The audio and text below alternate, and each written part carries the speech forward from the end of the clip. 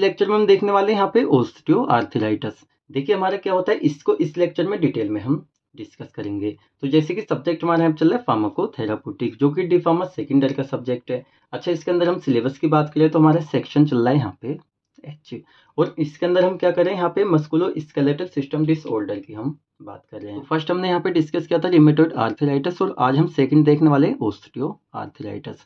देखिए अगर आपने यहाँ पे रिमेटॉइड आर्थराइटिस को अच्छे से समझा हुआ है तो आज का जो लेक्चर आपको इजीली समझ में आ जाएगा, क्योंकि दोनों हमारे एक सेक्शन के डिसऑर्डर है और साथ ही बिल्कुल मिलते जुलते, थोड़ा सा यहाँ पे डिफरेंट है। तो चलिए इसको डिटेल में यहाँ पे हम देख लेते हैं। तो फर्स्ट हम देखेंगे यहाँ पे इसकी डेफिनेशन, देन सेकंड हम आपको इसको एग्जांपल के तौर से समझाएंगे जिससे आपका कोई भी डाउट यहाँ पे ना रहे। तो हमने जो यहाँ पे एग्जांपल लिया उससे रिलेटेड हमारी डेफिनेशन, और डेफिनेशन काफ़ी ज़्यादा आसान है। तो ऑस्टियोआर्थराइटिस की डेफिनेशन हम देख लेते हैं। ऑस्टियोआर्थराइटिस कॉमन जॉइंट डिसीज क्या होती है, हमारी कॉमन जॉइंट डिसीज होती है that most often affect middle age to elderly age. ठीक है, एक चीज़ आप माइंड में रखिए, ये जो हमारे जॉइंट से रिलेटेड बीमारियां होती हैं ये मोस्टली क्या होता है, मिडिल एज से एल्डरली एज वाले लोगों में होती हैं। जैसे कि 30 साल से ऊपर को हम कह सकते हैं इस तरह की कंडीशंस देखने को मिलती है, मतलब स्टार्ट हो जाती हैं। साथ में एक हमारी टर्म होते हैं wear and tear arthritis degenerative joint disease are the term to describe OA. तो कह सकते हैं ये भी हम इसी को कहते हैं, हमारी एक टर्म होती है जो डिस्क्राइब करती है यहाँ पे किसको, यहाँ पे ऑस्टियोआर्थराइटिस को। आप चाहें तो ये जो एक पॉइंट है इसको यहाँ से हटा भी सकते हैं। अच्छा, देख लेते हैं एक्चुअली हमारी जो डिसीज है इसके अंदर क्या देखने को मिलता है। In osteoarthritis the cartilage between the bones in the joints break down. देखिए आप इसको समझिए, हम सोच रहे थे आपको बाद में समझाएं, लेकिन चलिए यहीं से हम आपको समझा देते हैं। तो ऑस्टियोआर्थराइटिस जो है एक्चुअल में इसमें क्या होता है इसको हम देख लेते हैं।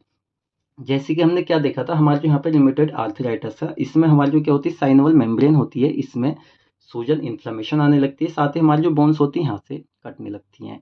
लेकिन यहाँ पे ऑस्टियोआर्थराइटिस में क्या होता है, जैसे कि हमारे यहाँ पे 2 ये बोन्स हैं, एक हमारी बोन्स ये रही, एक हमारी बोन्स ये रही। अब इसके बीच में होता है यहाँ पे कार्टिलेज। अभी कार्टिलेज क्या करता है, एक तरीके से इन दोनों को आपस में मतलब घिसने नहीं देता है, ये बीच में क्या करता है इनकी मूवमेंट को बरकरार रखता है, जिससे क्या होता है उठते बैठते हमारी हड्डियों से ना ही तो आवाज़ आती है, और कोई भी हमारे जो जॉइंट्स होता है जिसको हम मूवमेंट करते हैं उस टाइम भी क्या होता है दोनों को फ्लेक्सिबल टाइप में ये बनाता है। अब इस डिसीज में क्या होता है, हमारा जो कार्टिलेज होता है ना यहाँ पे ये लॉस होने लगता है। अब इसका लॉस होता कैसे, तो आगे हम इसकी पैथोजेनेसिस देखेंगे उसमें हम इसको समझेंगे। कुल मिलाकर आप ये समझिए हमारी दोनों बोन से बीच में हमारा जो कार्टिलेज होता है इसके मूवमेंट को अच्छा रखता है, ये क्या होता है इसका लॉस होने लगता है। और देखिए जब इसका लॉस होगा ऐसा नहीं है एक साथ हो जाता है, पहले क्या होता है ये थिन पतला होने लगता है, पतला होने लगता है और ये बढ़ता चला जाता है, और क्या होता है यहाँ पे फाइनली हड्डियाँ हमारी दोनों एक दूसरे से मिलने लगती हैं। इससे क्या होता है, जब देखा होगा आपने लोगों को उठते बैठते टांगों से आवाज़ वगैरह आती है, घुटने मतलब ऐसा लगता है क्या बोल रहा है हड्डियों के अंदर बैठते उठते, तो वो कुछ इस तरह की ही कंडीशन होती है। तो कार्टिलेज हमारा लॉस होने लगता है और आपस में घिसने लगती हैं, इससे क्या होता है भयंकर एक तरह से कह सकते हैं पेन होता है हमारे जॉइंट्स के अंदर। तो इस तरीके से हमारी डिसीज होती है। बोन्स हो गए, साथ में ग्रिंडिंग अगेंस्ट ईच अदर, जब देखिए मुड़ेंगे हमारी मूवमेंट करेंगे तो एक दूसरे के अगेंस्ट करेंगे, कब ये करेंगे जब हमारे यहाँ पे लॉस होने लगेगा। इससे क्या होता है यहाँ पे जॉइंट स्पेस नैरोइंग, देखिए पहले तो ये बीच में था तो स्पेस पूरा था, जब ये थिन होता चल जा रहा है तो इनके बीच का जो स्पेस है वो नैरो मतलब पतला होता चला जाता है, जिससे आपस में ये ग्राइंडिंग करने लगती हैं। तो आई थिंक आपको यहाँ पे एग्जाम्पल से समझ में आया होगा ये जो हमारा ऑस्टियोआर्थराइटिस है ये क्या होता है। इसके अंदर एक पॉइंट हम देख लेते हैं, this causes the affect bones to slowly get bigger. देखिए स्टार्टिंग से स्टार्ट होता है हल्की हल्की पतली होती है हमारे जो यहाँ पे कार्टिलेज होता है, लेकिन वो होते होते सादा होने लगता है। तो ये हमारा हो जाता है ऑस्टियोआर्थराइटिस। इसके टाइप देखें तो हमारे 2 टाइप के होते हैं, फर्स्ट होता है प्राइमरी ऑस्टियोआर्थराइटिस, सेकंड होता है सेकेंडरी ऑस्टियोआर्थराइटिस। अब हम इसके डिटेल में नहीं जाएंगे, सिलेबस में इसके टाइप डिटेल में नहीं पूछे। तो आई थिंक आपको समझ में आया होगा ये हमारा क्या होता है। अब नेक्स्ट हम देख लेते हैं यहाँ पे इसकी इटियोलॉजी। तो इटियोलॉजी का बेसिक मतलब होता है अभी किस तरह की चीजें होती है जिनसे ये चीज कॉज हो सकती है। तो कह सकते हैं पास्ट इंजुरी, सपोज कीजिए आपका कोई जॉइंट्स वगैरह है उसमें पास्ट इंजुरी कोई आपकी लग गई थी, आपने उस पर इतना ध्यान नहीं दिया और होले होले उसमें दर्द होता है, आप सोचते हैं कि कुछ नहीं सही हो जाएगा, तो उस कंडीशन में क्या हो सकता है यहाँ पे ये हो सकता है। साथ में यहाँ पे जॉइंट माल फॉर्मेशन से हो सकता है, ओबिसिटी मोटापे से हो सकता है, जेनेटिक प्रीडिस्पोजिशन, सपोज कीजिए आपके खानदान में ये चीज चलती चली आ रही तो आप में भी ये हो सकती है। साथ में जॉइंट स्ट्रक्चरल एबनॉर्मेलिटीज, जो हमारे जॉइंट का स्ट्रक्चर है अगर उसमें कुछ एबनॉर्मेलिटीज है तो उस कंडीशन में भी ये चीज देखने को मिल सकती है। साथ में एज ऑफ 50 ईयर्स, देखिए सीधा हम कह सकते हैं एजिंग। तो 50 साल से ऊपर के लोगों में ये चीज़ कॉमनली भी देखी जाती है कि भाई ये चीज़ होने लगती है। तो ये तो हमारा कह सकते हैं कि भाई सभी के अंदर देखने को मिल सकता है, जेनेटिक्स से अलग भी। तो आई थिंक आपको यहाँ पे समझ में आएगा। साथ ही में ओवरवेट, ये ओबेसिटी वाला हम कह सकते हैं। चलिए इसमें नेक्स्ट हम देख लेते हैं इसका पैथोजेनेसिस। देखिए पैथोजेनेसिस में एक्चुअली हम देखेंगे ये जो हमारा ऑस्टियोआर्थराइटिस हो रहा है, तो किस तरीके से हमारा जो कार्टिलेज है उसका लॉस हो रहा है और फाइनली यहाँ पे ये चीज हो रही है। तो इसको हिंदी में हम कहते हैं रोग जनन, मतलब कि बॉडी के अंदर किस तरीके से ये डेवलप हो रहा है।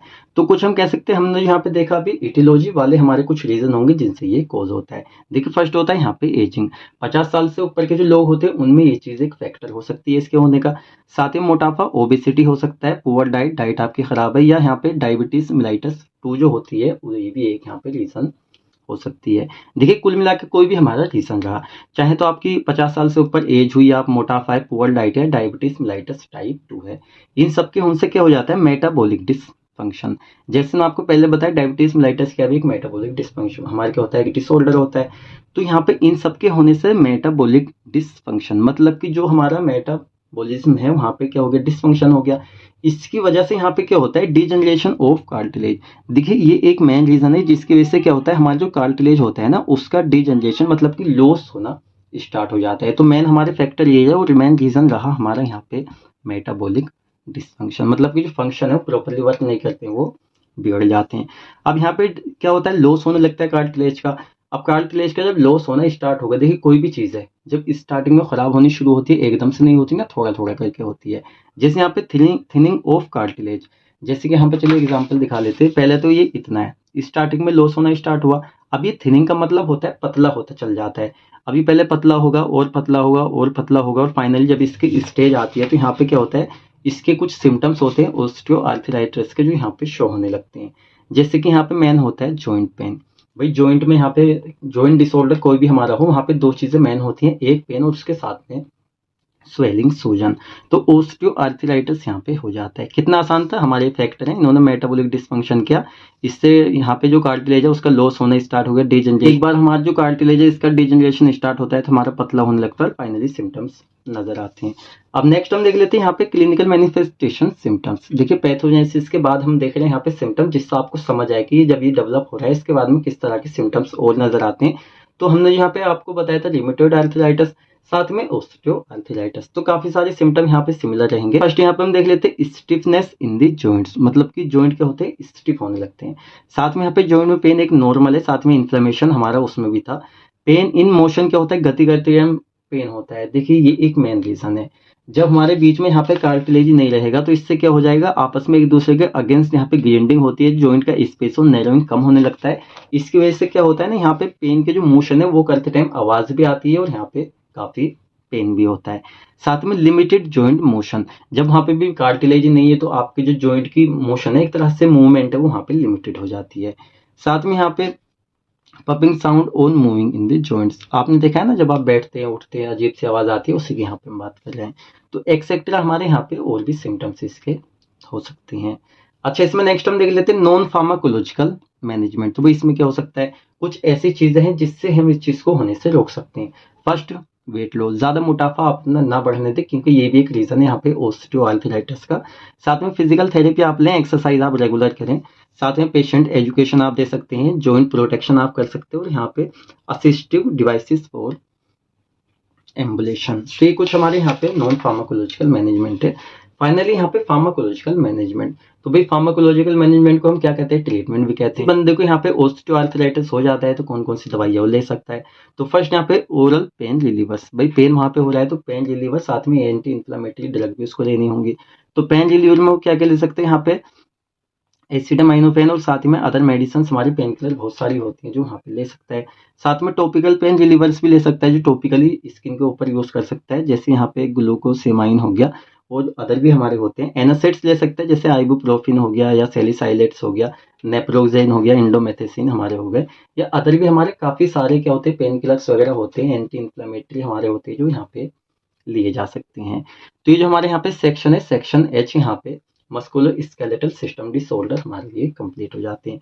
आई थिंक आपका कोई भी डाउट इसमें नहीं रहा होगा। अगर इसके बाद भी आपका कुछ रह जाता है आप मुझसे कमेंट सेक्शन में पूछ सकते हैं, या सीधा पर्सनली आप पूछना चाहते हैं आप हमारे इंस्टाग्राम पे ज्वाइन हो सकते हैं, जहाँ पे आप हमसे पर्सनली भी हो सकते हैं, या हमारे जो यहाँ पे चैनल है इसकी भी एक चैनल हमने बनाया हुआ है इंस्टाग्राम पे इजी फार्मा, उस पर आप ज्वाइन हो सकते हैं। कोई भी आपका डाउट है वहाँ पे आप पूछ सकते हैं। तो आपको लेक्चर अच्छा लगा है तो वीडियो को लाइक करें, साथ में आप चैनल पे नए हैं तो चैनल को सब्सक्राइब करें। हम मिलते हैं जल्दी आपसे नेक्स्ट वीडियो लेक्चर में।